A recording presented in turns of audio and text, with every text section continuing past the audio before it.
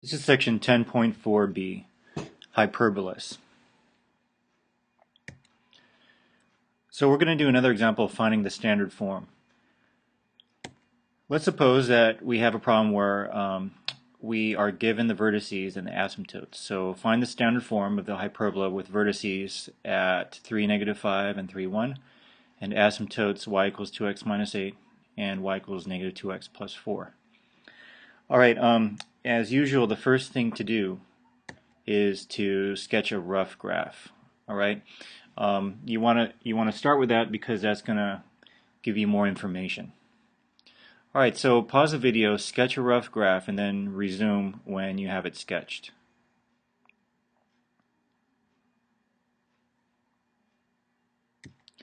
Okay, so going through the sketch, these are the points that we can plot. 3, 1 and 3, -5 are given to us. Those are our vertices. 3, -2 I can find because it's the exact midpoint of the transverse axis. And as you remember, the transverse axis has the vertices as its endpoints. So these 3 points I can graph, and then I'm given the asymptotes, so I can graph those. I graph those 2 asymptotes as dotted lines. And therefore, I know that this is going to be a vertical standard form hyperbola. Okay, so at this point, again, you should pause the video, try to do the rest of this problem on your own, and then resume resume if you get stuck or when you have the answer.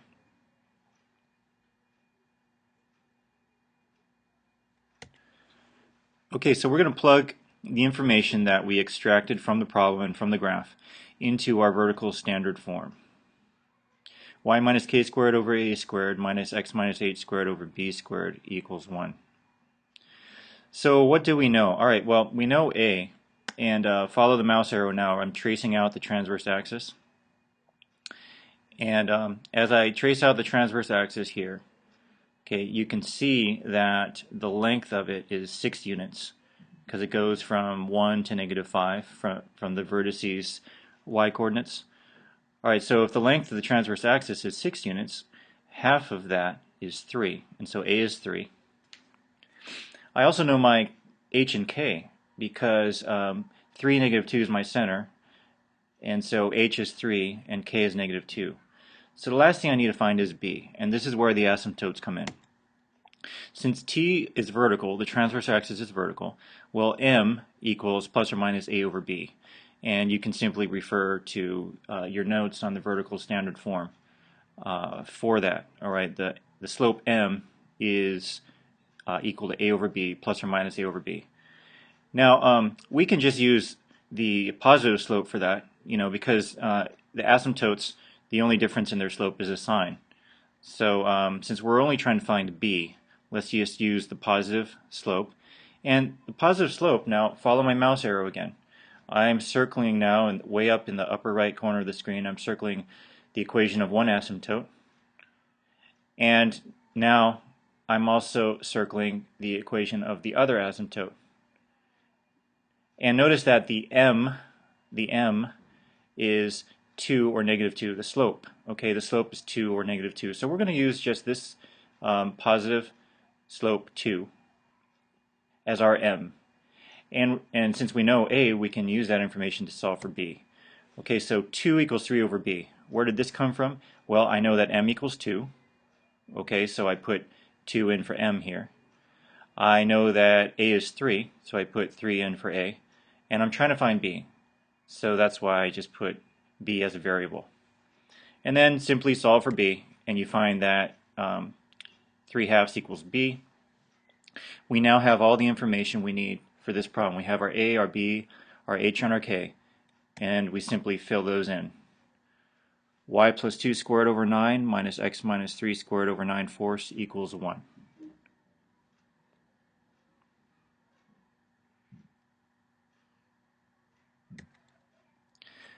Okay, now we're going to do a word problem.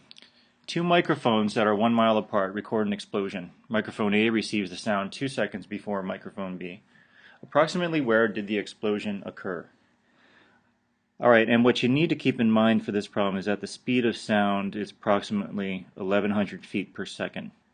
1100 feet per second. Now, since this is your first word problem involving hyperbolas, I'm going to walk you through the first part.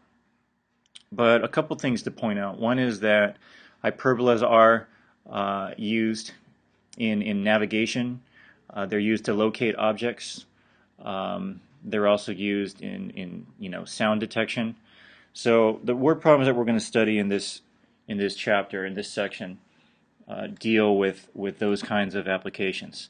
All right, so here we have two microphones, and you can assume, with these kinds of problems, you can assume that the microphones are at the foci of a hyperbola. All right, so I'm going to walk you through the sketch. This is the sketch, and let me explain every element of the sketch. All right, so we have the microphones A and B at the foci, and since no coordinates are given, I can just assume, or I can arbitrarily designate the center to be 0, 0. That makes things simple because H and K basically disappear. That's just H is 0 and K is 0. Okay, so that's a handy thing to do.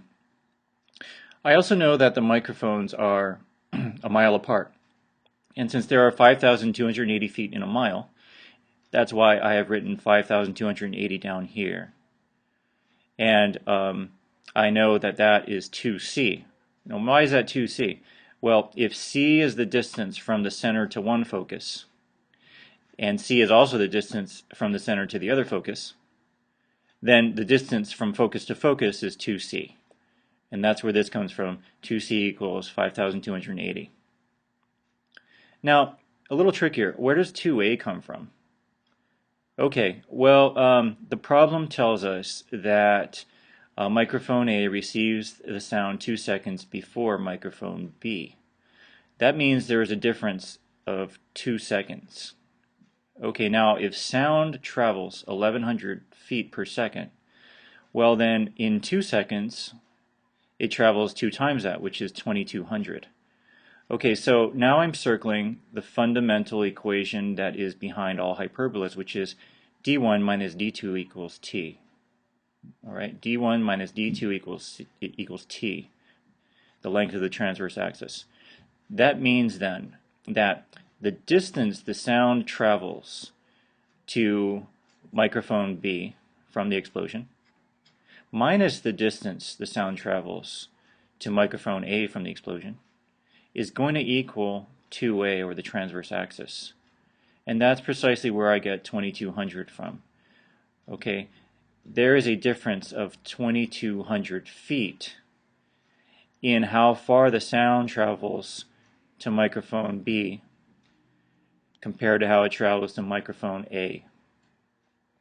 Okay, so this is a problem where you have to apply the speed of sound to the number of seconds in order to get a distance. Because remember, it's d1 minus d2 equals t. The variables are d, or distance. And so if we have a time and a speed, we simply have to multiply them to get distances. Okay, so take a few seconds to look over this graph carefully. You want to make sure you understand every element of it. And make sure you understand why d1 minus d2 equals 2200. Okay, it's because the sound travels 2200 feet in 2 seconds. Okay, and therefore that would be the difference in distance between d1 and d2.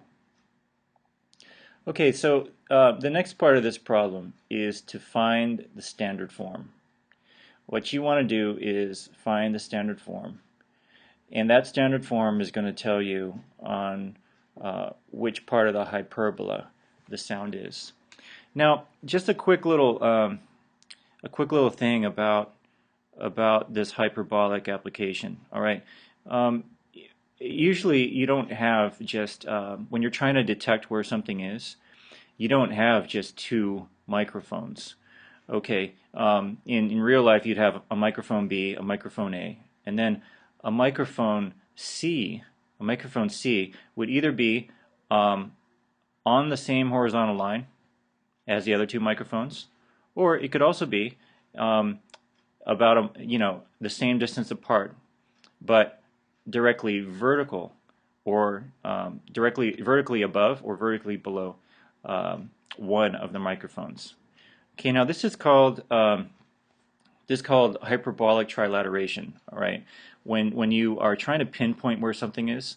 Okay, if I have only two microphones, I will be able to tell. I will be able to tell on which part of the hyperbola the sound occurred, where the explosion occurred, which means just from only two microphones, I can know that it's going to happen on the right branch. It's not going to happen on the left branch. All right, so I can know that.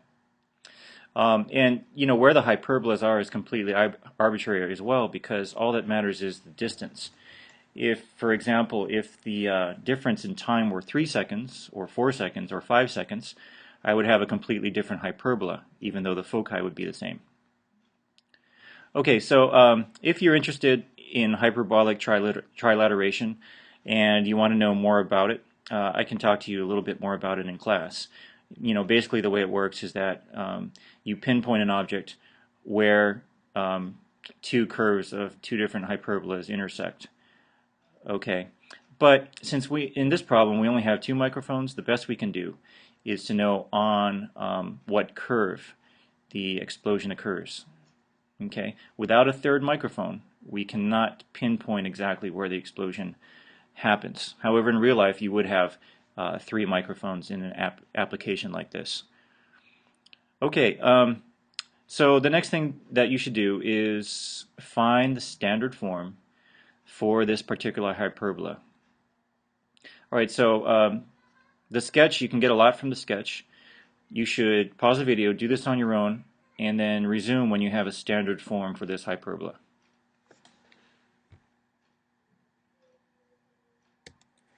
This is the standard form. Okay, at this point, we've been doing hyperbolas a couple days.